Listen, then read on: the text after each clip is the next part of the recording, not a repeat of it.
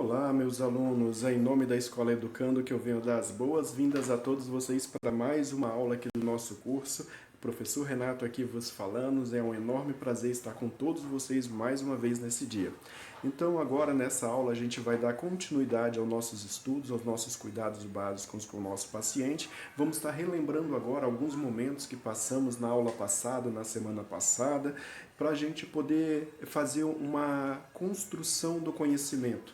Vamos estar fazendo como se fosse uma bolinha de neve rolando um penhasco, ele só vai aumentando, cada vez mais vamos ganhando mais conhecimento. Então, desde já, eu peço a vocês que peguem papel e caneta, tenham sempre em mãos papel e caneta, para estar fazendo as anotações que vocês acharem pertinentes, para estarem tirando as suas dúvidas também, caso sinta alguma dúvida, anotem tudo e depois entrem em contato com a nossa diretora Dulce, para que ela possa enviar essa dúvida para mim e eu responderei da forma mais rápida possível, ok? Mas não fique com dúvida e anotem tudo. Também peço a vocês que acessem o material complementar que eu mando para vocês, assistam essas videoaulas e a partir de hoje vocês estarão recebendo não só aulas conteudistas como essa, mas também aulas práticas gravadas especialmente para vocês. Então acessem todo o material e leiam também o material impresso de vocês, as apostilas, caso vocês já estejam com elas em mãos, e busquem conhecimento sempre que for possível.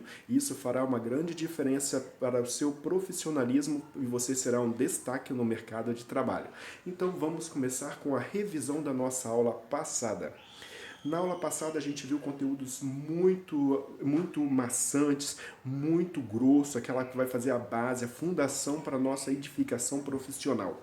Nós começamos a conhecer as leis que regem a nossa profissão. Nós vimos que tem uma lei conhecida como a PEC das domésticas que define a categoria dos empregados domésticos. Nela nós estamos inseridos e ela nos resguarda direitos trabalhistas, aqueles direitos e benefícios que toda profissão tem.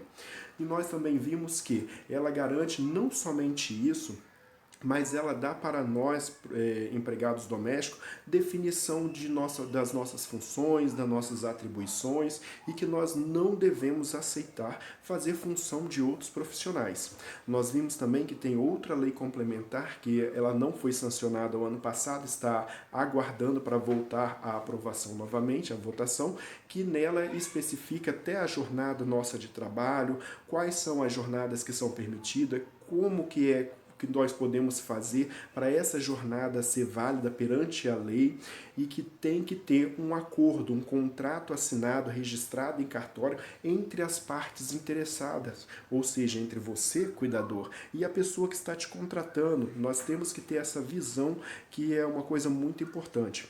Outro ponto que nós vimos, nós conhecemos o ambiente do nosso paciente, nós aprendemos a verificar os sinais vitais e vimos uma gama de outras coisas muito importantes. A partir de hoje começaremos a colocar em prática tudo aquilo que nós vimos e vamos gradativamente aumentar o nosso conhecimento. Não se desespere. Caso você sinta alguma dúvida ou não entenda, pause esse vídeo, volte a assistir ele novamente ou do ponto onde você não conseguiu compreender, ou melhor, assista o vídeo todo, assim você estará absorvendo muito mais conhecimento. Eu peço também que assista esse vídeo, leia o material, volte nesse vídeo, assista ele novamente e faça os exercícios. Então vamos começar agora com o nosso módulo 2, que o nosso objetivo com esse módulo é capacitar você, aluno, na realização dos cuidados básicos com a saúde do idoso. É aqueles cuidados que toda pessoa, quando for te contratar, eles partem do princípio que você sabe realizar. Que eles estão colocando um profissional na residência deles para cuidar de um familiar, de um ente querido, que sabe o mínimo, tem o mínimo de conhecimento sobre cuidados com idosos. Então vamos ver quais são esses cuidados? Esses cuidados que nós estaremos falando em nossa aula hoje são os tipos de banho, os tipos de leito, os cuidados com a pele do paciente, as higienes, essas higienes que nós vamos fazer, a ontológica, também conhecida como auricular, a ocular, a nasal, oral e íntima. Vamos falar sobre a rouparia do idoso, como fazer o posicionamento desse idoso, tanto no leito quanto fora do leito, que a gente entra na questão das transferências. Vamos falar sobre o cuidado com aquele paciente que não responde a nenhum estímulo, que é um paciente com uma que está totalmente acamado, sem nenhum reflexo. A importância de darmos uma atenção maior para esse paciente. Tá vendo como que os tópicos de hoje são importantes? Então não deixe de assistir toda essa aula e fique ligado, pois esse conhecimento fará diferença na sua assistência como cuidador. Vamos começar pelo nosso primeiro tópico, que são os tipos de banho. Quando a gente fala em banho, a gente pensa logo naquele banho que você está cansado, chegou em casa suado, entra lá no seu banheiro, tira sua roupa, liga seu chuveiro e a água cai sobre você e você vai relaxando. Essa sensação de relaxamento, que você sentir esse prazer em tomar banho, assim que você chega cansado ou que você está muito suado num dia muito quente, é a sensação que o paciente deve ter quando você vai dar banho nele.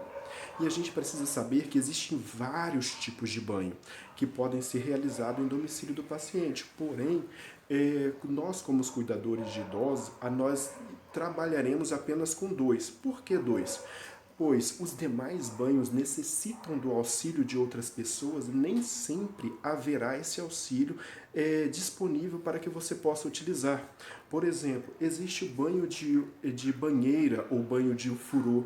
Você conseguiria pegar um idoso, dependendo do peso desse idoso, do tamanho desse idoso, e colocar sozinha ou sozinho dentro de uma banheira e depois tirá-lo todo molhado, até ensaboado, sem colocar em risco a integridade física deste paciente e também a sua? É muito complicado, não é verdade?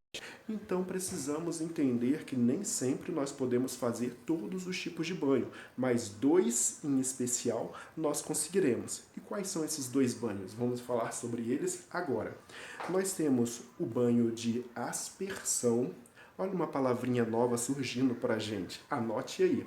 Aspersão é todo banho que é dado fora do leito do paciente. Você tirou o paciente da cama dele e vai dar banho em qualquer outro local. Vamos definir esse banho como banho de aspersão, especialmente quando o banho é dado no banheiro, utilizando o chuveiro para dar banho no paciente.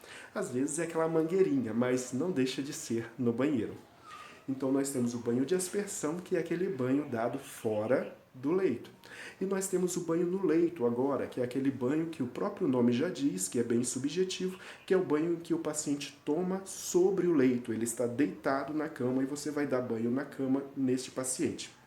Então você vai trabalhar com o banho de aspersão e com o banho no leito. Vamos falar especificamente de cada um deles, começando pelo nosso banho de aspersão.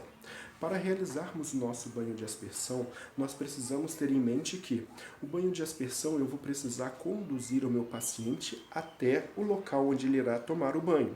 Essa condução, ela pode se dar ou o paciente vai caminhando sozinho, pois ele consegue andar, e o andar a gente pode chamar de deambular, ele consegue caminhar até o banheiro, ou ele vai precisar de auxílio nosso para chegar ao banheiro. Nós podemos segurar esse paciente pelo tórax, nós podemos dar a mão a esse paciente e conduzi-lo até o banheiro, mas o paciente, mesmo assim, com dificuldade em caminhar, ele consegue caminhar até o banheiro. E tem aquele paciente que ele não vai conseguir caminhar. Ele pode até caminhar um pouco, mas logo em seguida ele se cansa, ou ele sente fraqueza, ou ele não consegue ficar muito tempo em pé. Então esse paciente precisará de um auxílio. E esse auxílio que nós iremos utilizar é a famosa cadeira de banho. Então é aconselhável colocar o paciente nessa cadeira desde a cama. Você retira do leito, coloca na cadeira, encaminha o paciente até o banheiro, faz o procedimento do banho, volta com esse paciente até o leito, transfere o paciente para o leito e em seguida você termina o procedimento, que é enxugar o paciente, fazer os outros procedimentos que nós iremos aprender e colocar a roupa do paciente. Então nós podemos ir de três formas com o banho de aspersão. Ou o paciente vai caminhando sozinho, ou ele caminha com auxílio, ou ele caminha, ou você encaminha ele através do auxílio de uma cadeira de banho.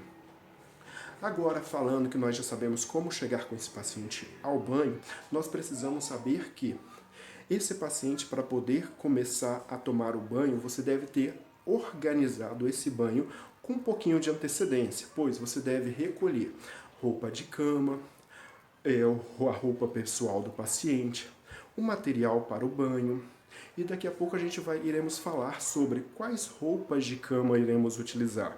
Como deve ser essa roupa que o paciente deve se vestir após o banho? De preferência, qual tipo de tecido que ele deve usar durante todo o dia? Nós devemos pegar os produtos de higiene pessoal, shampoo, condicionador, sabonete, creme dental, caso ele tenha o hábito e você crie o hábito de escovar sempre os dentes dele assim que você for dar banho. Então, vamos falar de cada etapa.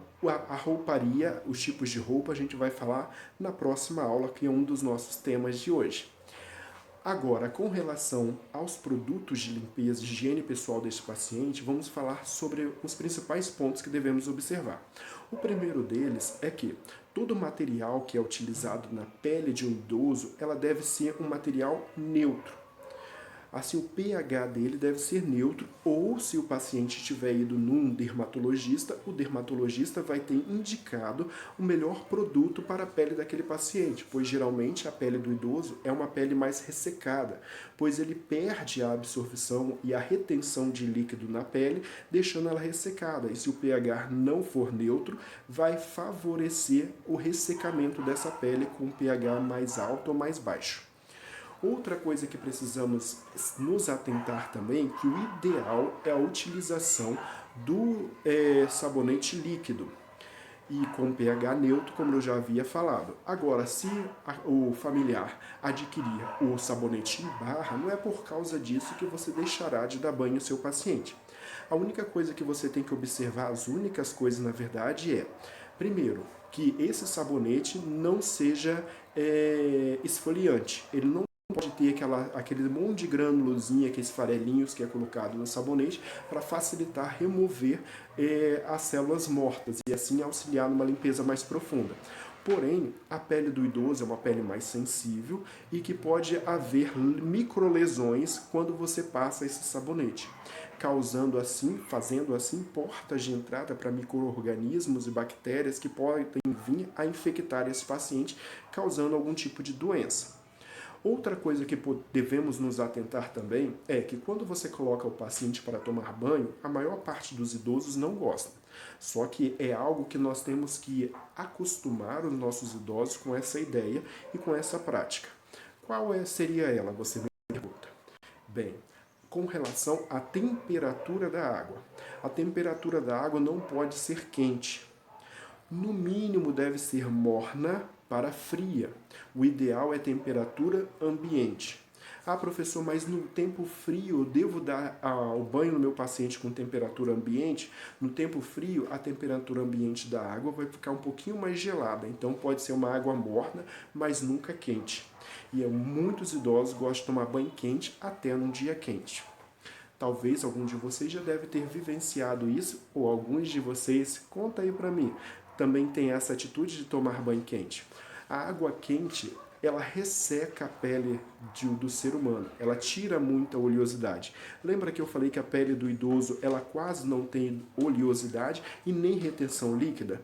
Então a chance dessa pele, ela vir a surgir alguns tipos de lesões é muito grande. Então temos que ter esse cuidado. Outra coisa importante também que precisamos observar com relação ao banho de aspersão é que antes de levar o paciente para o banheiro, antes de expor o paciente, tirando toda a roupa do paciente no leito, eu devo certificar de algumas coisas. Primeiro, o ambiente está fechado, eu fechei janelas e portas para não haver corrente de ar.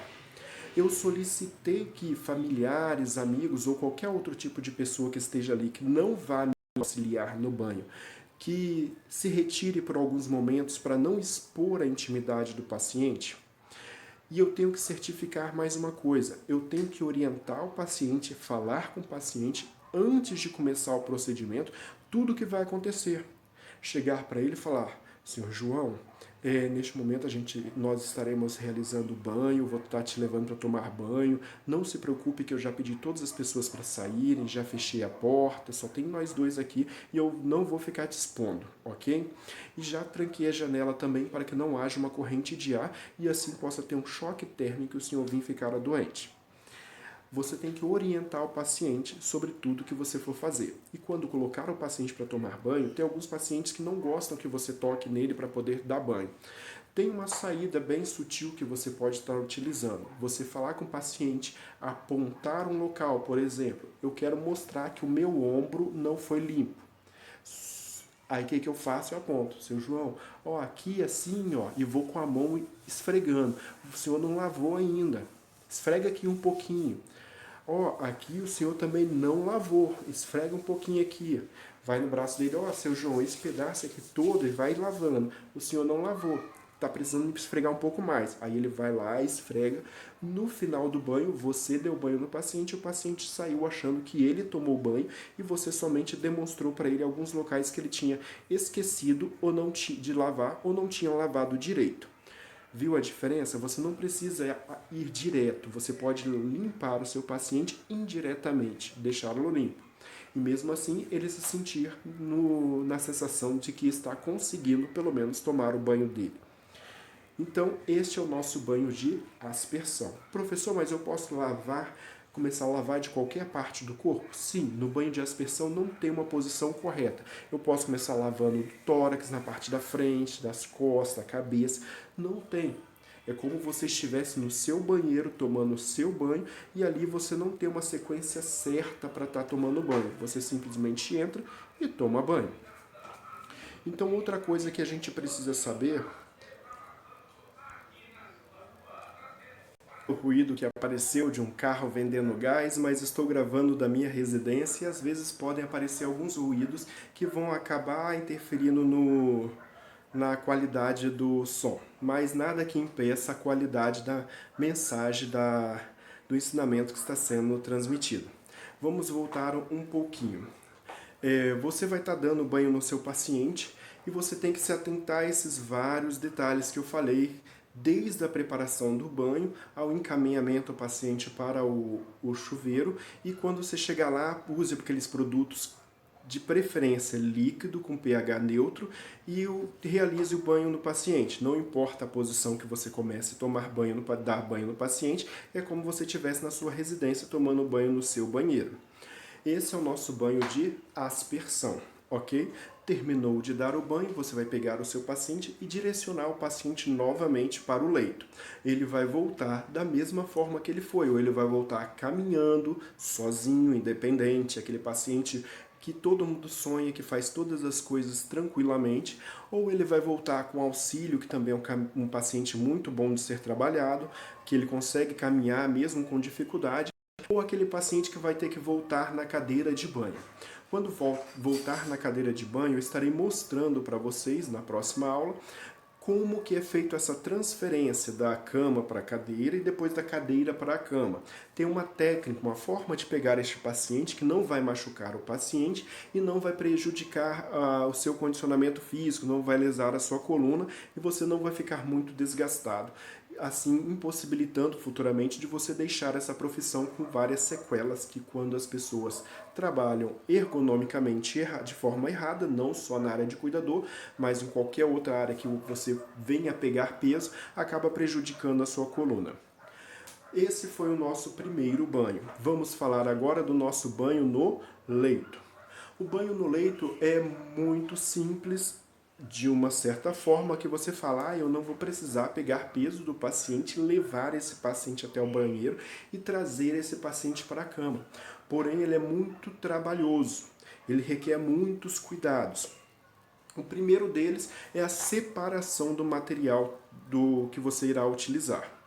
A primeira coisa que nós precisamos saber é que eu vou precisar separar o material. Aquele mesmo material que eu separei para o banho de aspersão, que é a roupa de cama, a roupa pessoal, a roupa que o paciente vai colocar, os produtos de higiene pessoal, que é shampoo, condicionador, sabonete. Se for escovar o dente do paciente, você vai ter o creme dental, a escova de dente, enfim, o mesmo procedimento. Porém, algo vai ter que ser acrescentado, pois no chuveiro a água vai estar caindo pelo chuveiro. Agora na cama eu tenho que levar essa água até o paciente. Como que eu farei isso? Bem, eu vou precisar utilizar alguns tipos de utensílios. Eu vou chamar de utensílios porque nem sempre vai ter o que a bibliografia pede. Elas pedem um balde de inox, um balde de aço cirúrgico. Nem sempre o familiar vai ter isso. Ele pode dar um balde de plástico, uma jarra, ele pode dar qualquer coisa para você levar essa água, uma bacia. Então, o utensílio que ele te der para você carregar esta água até o leito do paciente é o utensílio que você irá utilizar. Você precisará de 2 utensílios, ou seja, 2 recipientes, 2 vasilhas que coloquem água dentro. Todas as 2 águas têm que ser água limpa em temperatura ambiente. Uma água nós utilizaremos para molhar o paciente e a outra água molhar e tirar o sabão e a outra água para a gente ensaboar o paciente e limpar o material que a gente estará utilizando para esfregar o corpo do paciente. Então temos 2 jarras, 2 utensílios, 2 vasilhas, como que seja, ou 2 baldes com água limpa. E vamos utilizar também agora 2 compressas. Essas compressas podem ser adquiridas em casas que vendem produtos hospitalares, como cirúrgicas, ou até em farmácias. Você vai lá e pede para comprar compressas cirúrgicas. Tem as estéreis, que são mais caras, mas para o procedimento banho não precisa ser estéreo, é só pedir compressas, vão te vender uma compressa e elas são bem baratas. Elas são tipos tecidos, parecem fraldas bem dobradas, algumas são bem mais grossas, e você vai utilizar para esfregar a pele do paciente, pois como é pano, não vai agredir a pele do paciente quando você estiver esfregando, sendo que a pele do idoso é bem sensível e muito facilmente de ser rompida. Você vai pegar uma compressa, é para você mergulhar na água e jogar a água para molhar a pele, e depois, quando você ensaboa com outra compressa, você molha. Nós já estamos com 2 baldes e 2 compressas, uma para enxaguar e a outra para ensaboar, um balde com água limpa para enxaguar, outro balde para ensaboar. Nós precisaremos também de outros materiais. Que materiais são esses? Vamos conhecer daqui a pouquinho no próximo slide que eu vou mostrar para vocês aí na sua tela. Eu preciso agora saber o seguinte, quando eu for dar banho no paciente no leito, diferentemente do banho de aspersão, tem uma forma correta de começar esse banho. E essa forma nós começamos sempre da cabeça para os pés. Tudo que vocês forem fazer na área de vocês sempre têm que começar da cabeça para os pés. Eu vou começar a examinar o meu paciente. Começo a observar da cabeça para os pés. Eu vou começar a escrever sobre o meu paciente na minha anotação. Da cabeça para os pés. Vou começar a dar banho no meu paciente. Da cabeça para os pés. Vou começar a vestir meu paciente. Da cabeça para os pés. Ok? Então essa é uma sequência que nós temos que estar dando uma observada nela, e a gente chama essa sequência da cabeça para os pés de crânio da cabeça, o osso da cabeça, crânio caudal. Aí caso vocês escutem falar, essa expressão crânio caudal é da cabeça para os pés. Então vamos lá, como a gente vai começar o banho na cabeça do paciente, mas a cabeça é muito grande, eu preciso saber qual parte da cabeça eu vou limpar primeiro. Se é os cabelos, se é o rosto, se é a boca. Então, nós vamos começar a fazer a higiene do paciente pelos olhos. Isso mesmo, pegar os olhos do paciente e começar a limpar por aí. E nós começamos da parte interna para a parte externa. Você vai começar, a parte interna é perto do nariz, e você vai ficar puxar alguma coisa para limpar. Eu geralmente utilizo ou algodão ou gases, umedeço na água limpa e passo esse algodão ou gases por cima, limpando, para tirar aquela famosa secreçãozinha que forma quando nós estamos dormindo, que é a remela. Depois que você limpar os olhos do seu paciente, você vai limpar o restante da face dele.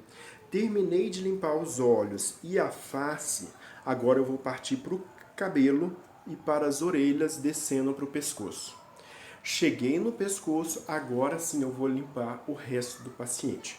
Ok? Mas a gente vai ver a sequência logo em seguida. Vamos lá ver quais são os materiais que nós iremos utilizar. Para o banho de aspersão, eu falei para vocês que é materiais de higiene pessoal, rouparia e curativos. Caso haja algum tipo de curativo para ser feito, já tem que estar separado o material para esse curativo. Nós estaremos falando de curativo mais para frente. A gente vai precisar da cadeira de banho se necessário, compressas e álcool a 70. Esse álcool a 70 é para fazermos a limpeza dessa cadeira. Que essa limpeza deve ser feita sempre antes e após a utilização do material. Antes, porque nós não sabemos se a pessoa que deu banho nele no dia anterior fez essa limpeza. E depois, porque nós somos profissionais altamente qualificados e preparados e sabemos que deve ser feita a desinfecção, ou seja, a limpeza dessa cadeira com álcool a 70 sempre após o seu uso. E depois guardá-la em local adequado. Saco plásticos e luva de procedimento. Esse saco plástico a gente vai ver que é para colocar a roupa suja, tanto a roupa pessoal que o paciente está utilizando, quanto a roupa de cama que estiver suja. Principalmente quando está tomando banho no leito, nós iremos ver que você vai jogar água, vai molhar essa roupa de cama e a gente não pode sair carregando essa roupa de cama pela casa, pingando ali pela casa. Imagina se o paciente tiver feito o cocô dele, a sua necessidade fisiológica, e sair escorrendo o cocô pela casa ou xixi pela casa. Não é algo interessante e agradável. Então leve sempre uma sacola plástica na qual você jogará essa roupa dentro. Outra coisa, se o paciente utilizar fralda, você deve estar com a fralda separada se necessário. Outro ponto importante agora, a gente vai entrar no banho no leito, é que todo o material, igual eu havia falado, do banho de aspersão, você vai ter que deixar separado, mas também vai ter 2 recipientes grandes para água e um pequeno para higiene oral. Ok? Esse para higiene oral pode ser até um copo para você colocar água na boca do paciente. Caso o paciente consiga gargarejar, ele vai gargarejar para poder limpar a boca. Você vai escovar o dente dele, vai ficar com aquela espuma da pasta de dente do creme dental. Joga um pouquinho de água, ele gargareja e coloca para fora.